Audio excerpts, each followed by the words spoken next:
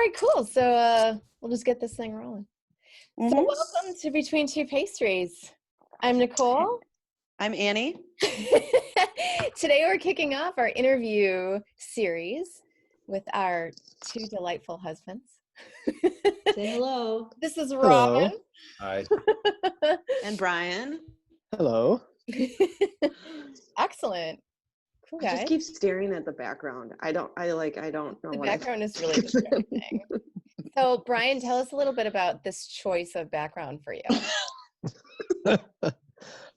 So my background is the scene from Pee-wee's Playhouse. You may remember that from Saturday morning cartoons when we were kids. Yeah. I read an article that was talking about how you can change your Zoom background. And I found this picture, and now I lost the article. I don't know how to change it back. So that is what we're going with. So do you use this for all of your business meetings too? So we're not actually allowed to do Zoom for our business meetings because it takes up too much bandwidth. So this is just for personal use. That's good. That is good. That's awesome. Good grief. Oh gosh. So I think one of our questions that we really wanted to ask was what it's like to be married to a dietitian. Yeah. Let's elaborate on that, Robin. Yeah. Let's hear more. What do you mean? No, it's not that much of a pain. No. We were just arguing about sound. You look to the sky for the answer. Yeah. I think so. Last night I have a pork tenderloin with potato and some other items, and we do this thing now where I'm aware that 4 ounces, I believe, of meat protein is the serving that's appropriate. So to me, 4 ounces looks like 2 ounces, and I'm worried I'm not going to be full and happy afterwards. So I shell out about 8.6 ounces. We weigh it. We weigh it because that's the fun thing to do. It's like, let's weigh it. And then we guess like what it is. It's super fun for me, at least. I'm reluctant to it, but you like it. Well, it's like a painful joy. So I think it's the ignorance that was bliss is becoming more apparent of knowledge. That didn't make sense. It's becoming knowledge. I think so. Ignorance is fading, and now it's becoming information, and I don't like it, but I appreciate it. It's very kind of you. It's very well chosen in your words. Brian, can you add to that at all? Well, Robin, I think you really kind of hit the nail on the head in that ignorance really is bliss a lot of times. And when you're with somebody who then is pointing out your ignorance all the time, like, one of my favorite things is like a brownie from George's Bakery, right? We all know George from Sugar and Flour Bakery. Yep. And, one day Annie's talking about it, and she's like, one of those brownies probably has like 750 calories in it. And I'm like, I've eaten 3 of them today along with all of my meals. That's probably not a good sign, So we do know too much. Ignorance is nice. You know too much. You're right, Annie. We know too much. Yeah. It's funny. We know how disordered it is to know all of the calorie information, and like we just know all of that because like I have books on it. Brian's kid was asking yesterday what her and her friends were having a conversation about, what's better for you, an orange or a kiwi? So she comes and asks me, and I'm like, what the hell? Why would a kiwi be better than an orange? Yeah.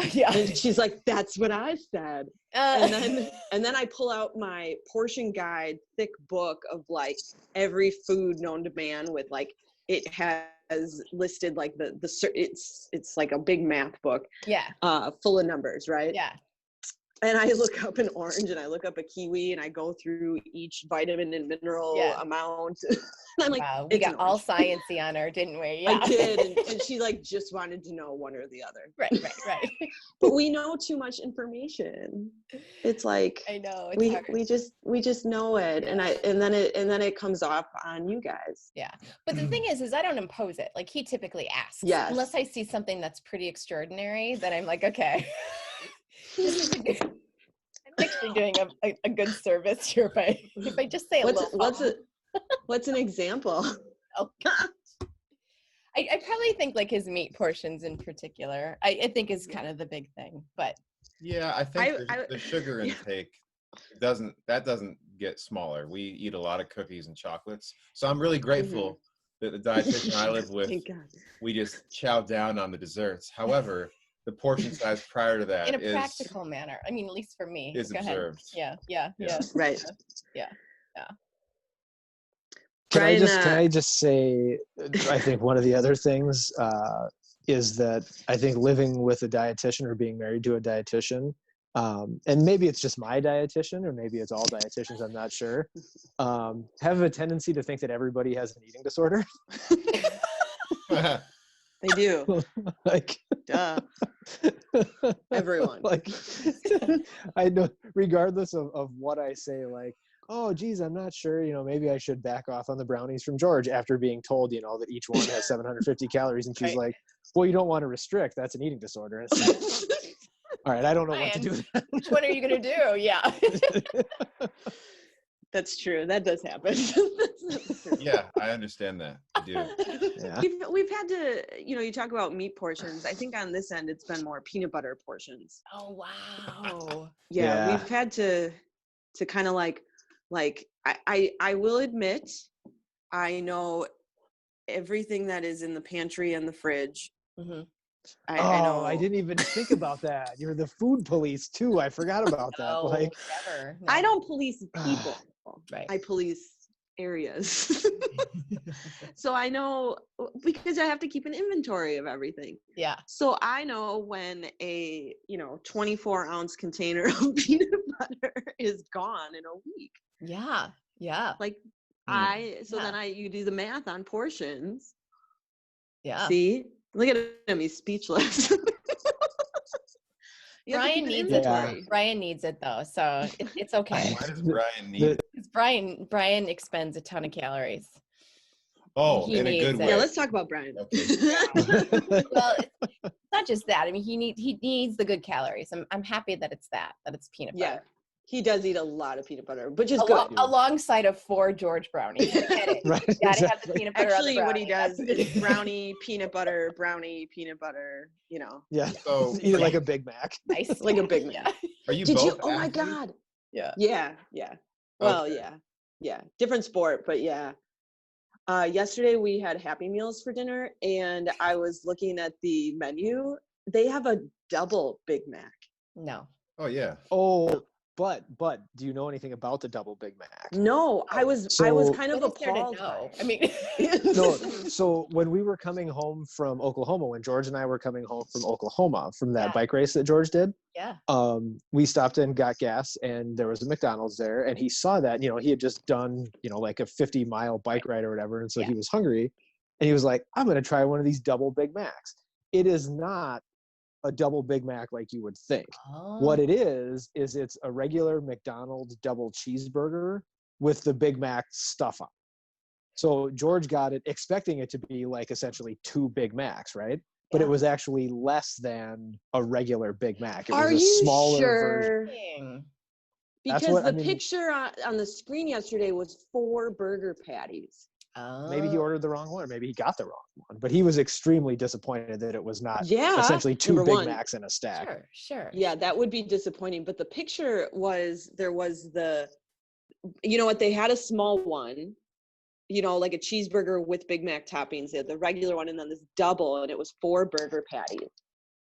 Which maybe he got I'm totally cool with McDonald's. I don't know, whatever. We enjoy our Happy Meals or, fish sandwiches or whatever.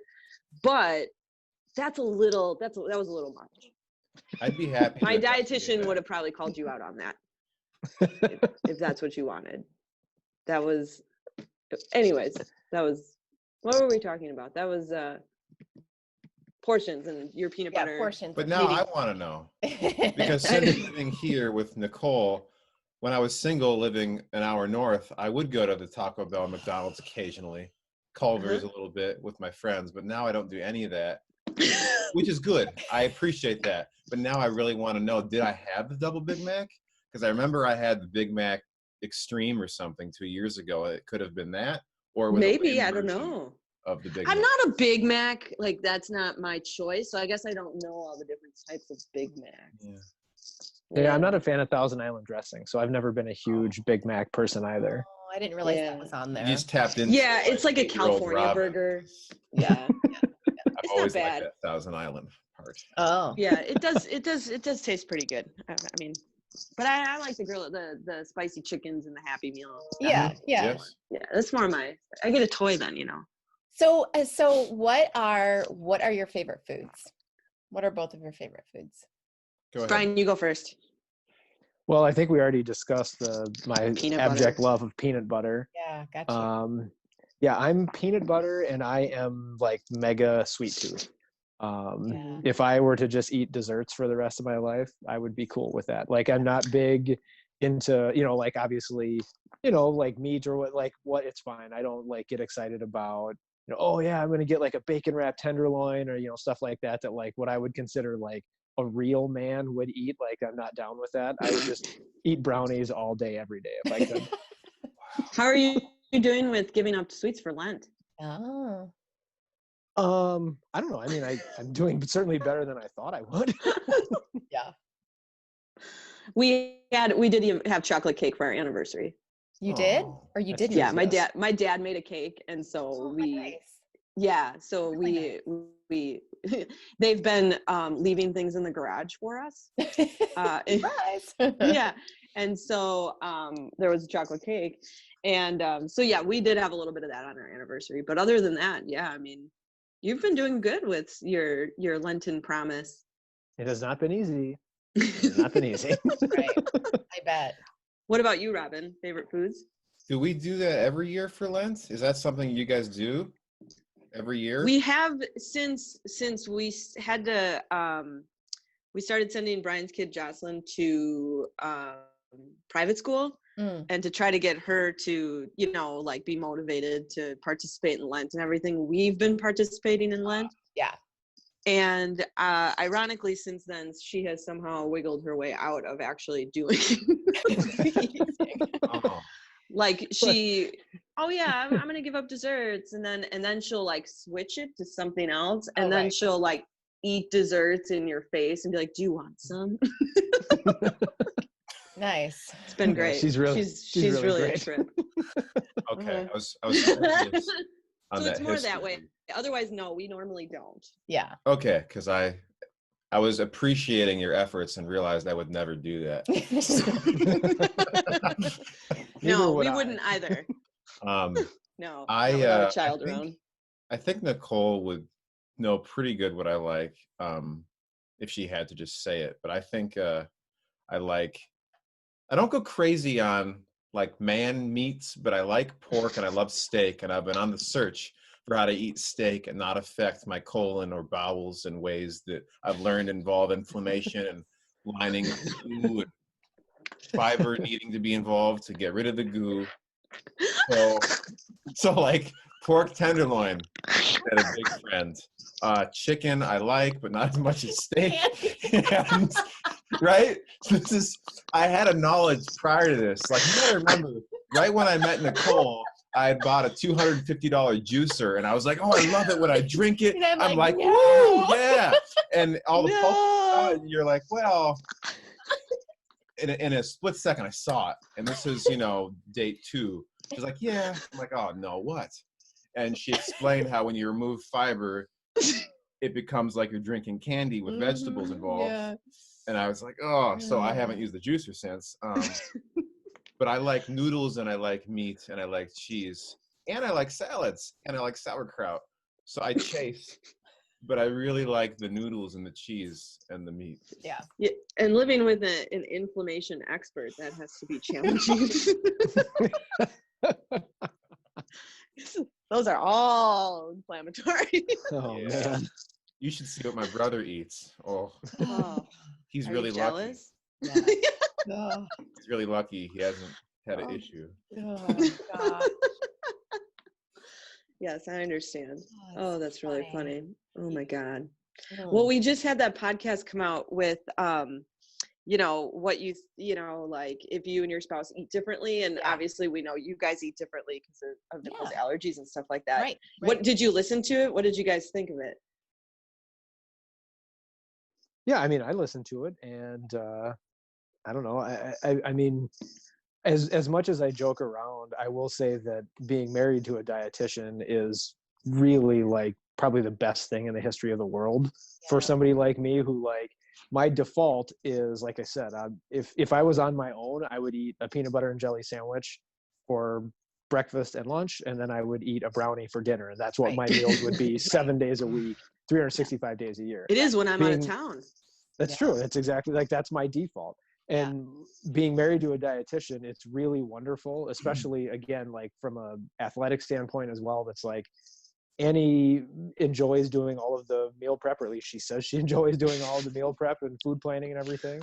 I know that if I just eat what is put down in front of me, that I'm going to be in good shape. And that is, it's a stress, I think, that so many people have, and probably so many of your listeners have, of trying to figure all this stuff out, that I just don't even think about. And it has really been wonderful. As like I said, as much as I kid around about it, it's one of the best things about Annie is her willingness to do all of that food prep and to take care of both me and of Jocelyn, to the point that she's thinking about it 24 hours a day about what are we going to eat the next 4 days, and what do I need, and what do they need, and when does Jocelyn have basketball practice, and all those sorts of things. It's wonderful.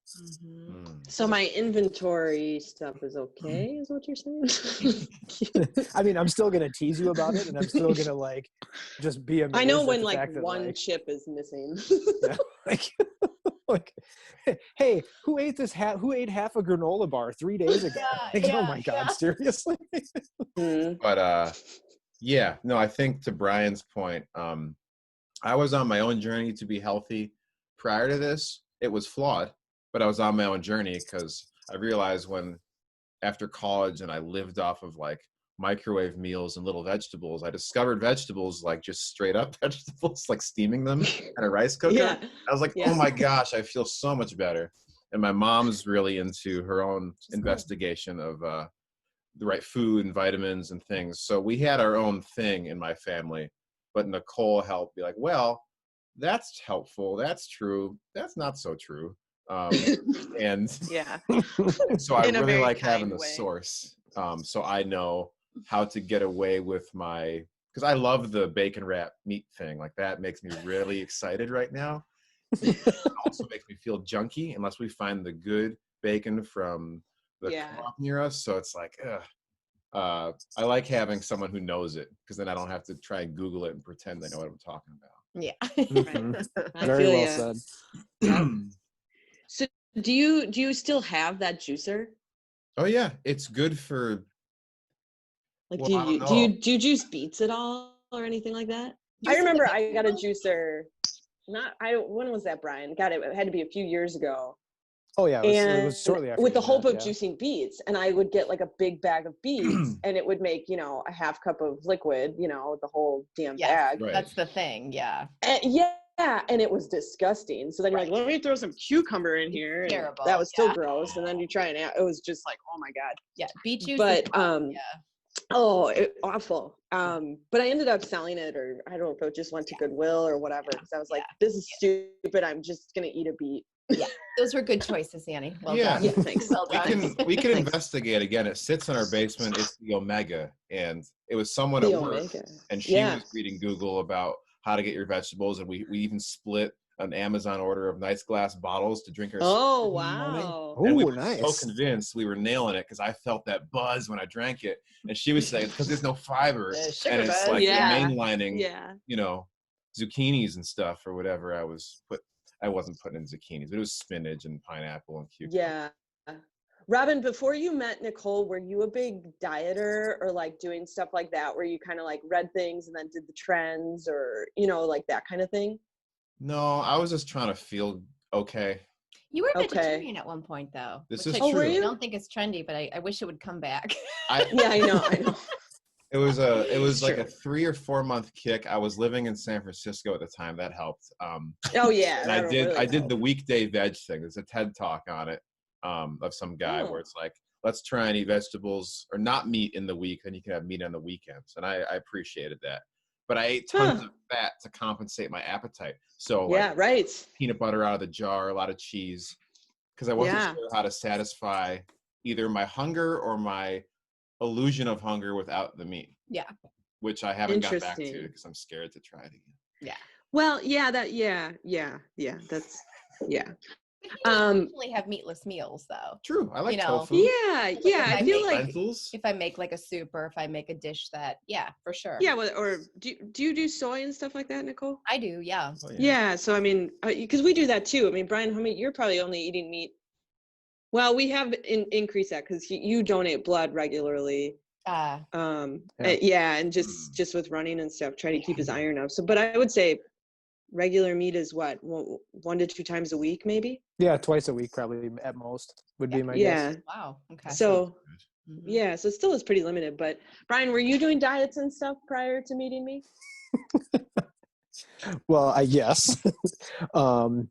Yeah, I mean, I was probably like the typical. I was the person that you guys would deal with, a person that would be a regular listener of your podcast, in that, like, I would see, okay, well, if you want to lose weight, you don't eat carbohydrates, or you know what I mean? Like, so I was eating, like all the healthy choice, low carb crap, the little hockey puck sandwich rounds, like just all that sort of thing, because the only source that I had for any of this knowledge was just whatever you would see online or whatever. And at that point, I didn't know enough to be able to cut through all of that BS that's out there. Yeah. And at the time, I don't feel like it was as intense. Yeah. Right. It just wasn't as intense as it is now. And to know what's right. I feel like if we were to meet tomorrow and you were trying to go through that whole journey now, it would be so much worse.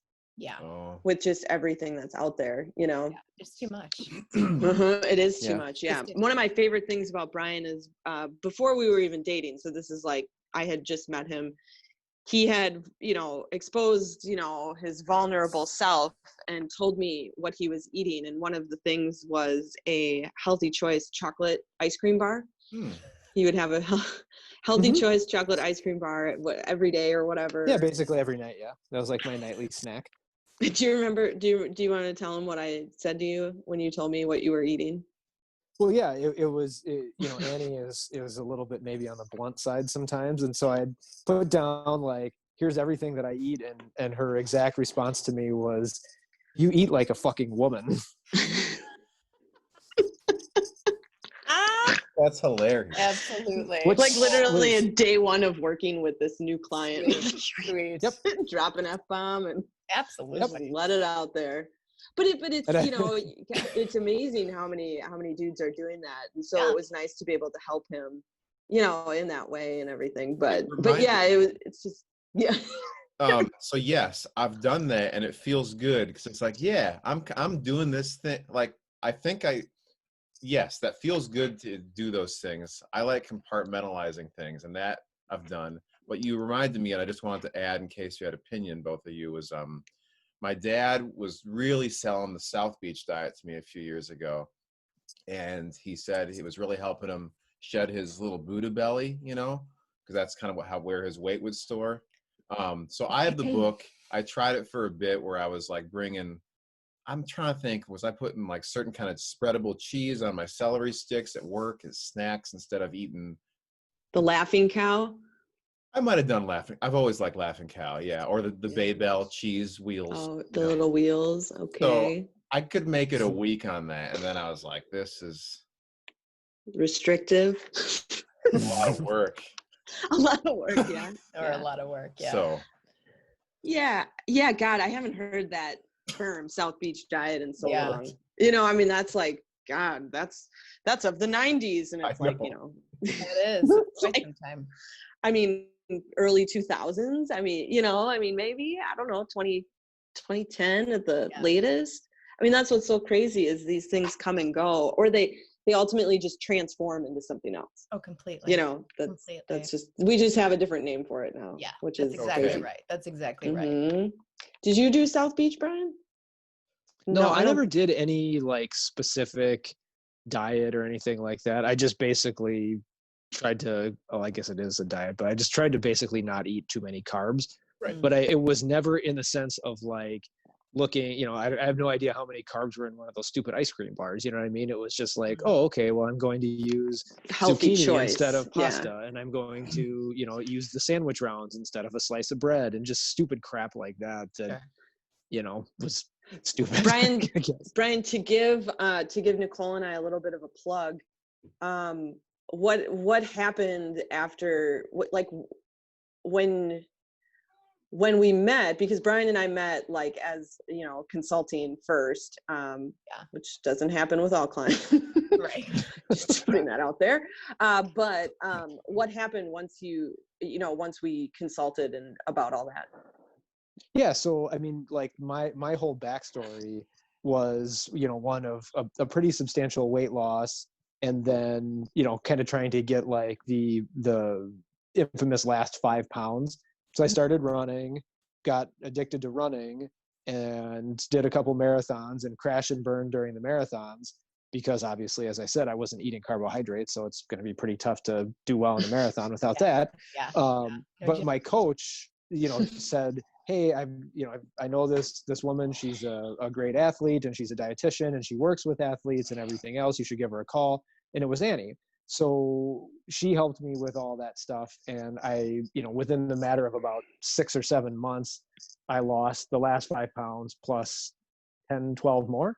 And it was all based on, you know, going from, I was probably eating 12 to 1,400 calories a day prior to Annie. And then, you know, afterwards, you know, 3,500 to 4,000, depending on where I was at in my training cycle. Yes. And it was so counterintuitive, obviously, because, you know, all you ever hear about weight loss is you have to, you know, cut calories, more calories out, you know, over calories in is how you lose weight. And so I was extremely skeptical in the beginning of like, this, how is this going to work? This doesn't make any sense. And she explained it to me as you would have to explain something to a child, and you know, with lots of analogies, of course. and Pictures, and it made sense. And I am of the type of person that, you know, if I'm going to pay somebody for a service, you know, any kind of coach or whatever, I'm going to actually listen to what they do, which I know in your line of work doesn't actually always happen, which is kind of strange to me. Why somebody would write you a check every 2 weeks to give them advice and then not act on it, but that's another story, I guess. Yeah, so it's unbelievable what having a dietitian can do. You know, people who actually know what the hell they're talking about. I can't recommend it enough if you're struggling with any sort of food problems or eating problems or athletic performance or anything like that. Can't recommend it enough. Oh, that's very sweet, Brian. Thanks, Brian. Yeah. You're just not allowed to date or marry either of the two dietitians in this podcast. Exactly. This is true. Very funny. Hey, Robin, does Nicole have any idiosyncrasies that you've noticed? Describe, what does that word mean again? Like any like quirks that you noticed, like Corks. maybe like related to her profession. Said that. I don't know if I noticed any real quirks. I just noticed like has a lot of energy and she eats well. So. And I often have times of energy, but I prefer to be on the couch. Yeah. Yeah, basically having Nicole, it's really, well, we get along great in general, but just the dietitian aspect is helpful because I've always, after I decide, I'm like, I smoked back in the day, but I probably haven't regularly smoked in 10 years. For a while it'd be, you know, here or there, like a show or with friends, but I really have strived to be healthier, but I also am lazy. So to blend them both, I want to know the truth of like, what does eating this do for me? And prior to meeting Nicole, I would learn a little bit because I would eat something and I'd feel like crap. And I'm like, well, is it because of that or this? And I never know, is it the quality? So I think it's just knowing, you know, how much to eat, what kind of something to eat, whether it's like, you know, a grass-fed certain cut of steak, or if I can eat bison or chicken or fish. And so I've totally cut back on, I don't buy sandwich meat like pre-packaged sandwich meat anymore, even though I love it. But noticing if I go to the deli and get it cut, I don't feel tired or a little dumbed down if I eat. So I just notice, based off of my, you know, dictionary dietitian wife, of like, yes, when you're eating that, this is what's going to slow you down. So I just have confidence that I can like live a little more balanced without having to fret. Yeah. Because otherwise, I don't know. Yeah. I don't know if it's me or the food or what. So yeah. That's awesome. That's good though. That's good, Corks. Oh yeah. Yeah. That's, Well, he didn't mention though, I do put my salad in the microwave every day because I hate cold salads. that's weird. Yeah. That's weird, man. I know. And she doesn't like cold That's water. weird. I don't like cold. Oh, I don't either. I just Why is that? I just don't like cold Like, things. So it's when I so put it like in the when you microwave, it don't- has to be room temperature. That's what I mean. So if you microwave it for 15 seconds, it takes that chill out. So it's still cold, don't get me wrong, but it's not so like, oh my gosh, that's a cold salad. Do you know what I'm saying? Yeah. Yeah, right. Yeah. I don't care for cold. I don't mind lukewarm water too. Yeah. Maybe my salad, I prefer chilled, normally chilled. Annie, but what about your preference on hot food? Hot food needs to be literally lava hot. Oh, really? Lava hot. Wow. Mm-hmm. Like, the soup up your mouth. isn't boiling. It needs to be heated up a little bit more. Like, My baked Unbelievable. beans, I keep in a separate container because if you put them on your plate, they spread, therefore they cool. Wow. Mm-mm. Nope, they need to be hot. Wow. Everything needs like hot. Yeah. Nice. But I don't ice cream obviously is cold. Do you put ice cream in the microwave? Like, do you like? Yeah. So so I'll have my, you know, ice cream, whatever, but I want it melted because all I really want anyway are the melty chunks. That's all I really want. I could care less about anything else. So you microwave cold foods and I microwave already hot foods. Yeah. Oh, okay. Other quirks, Brian, that you notice besides that one? I don't. yeah, I don't know. I mean, you're kind of a weird person. It's true. No, if somebody asked me like what's the weirdest thing about you when it comes to food, it would be the fact that everything has to be at minimum of 400 degrees internal temperature before you eat it. Singed. Yes, Yeah. that's true. It's true. I admit I do enjoy hot foods. Wow. Yeah, I know. I can't think of any others though, but I am also maybe a little biased. Yeah. So it's Well, awesome. Wow. yeah. Might I add that Nicole likes to steal your popcorn? Yes, I do. Oh. We love popcorn. I won't steal it. I ask first. Well, true. Oh, do you But, like, ask? I don't eat it I all don't at once ask. because it's not part of my meal. It's my after meal snack. Which I don't understand. Like it's like watching a movie at home. So if I eat half my bowl and I know I want to wait for an hour of the movie, I'm gonna get asked, "Are you done with your popcorn?" Because I'm still hungry and I'm going to eat that. And last night we were But you're gonna watching eat it. a Marky Mark shoot 'em up movie, so I was a little bit in that Stupid. Boston attitude. I'm like, "Are you effing kidding me?" And I'm like, "I'm sorry, I didn't need this." I'm sorry. Yes, here's your popcorn. I got caught up in the movie. I'm sorry. Yeah.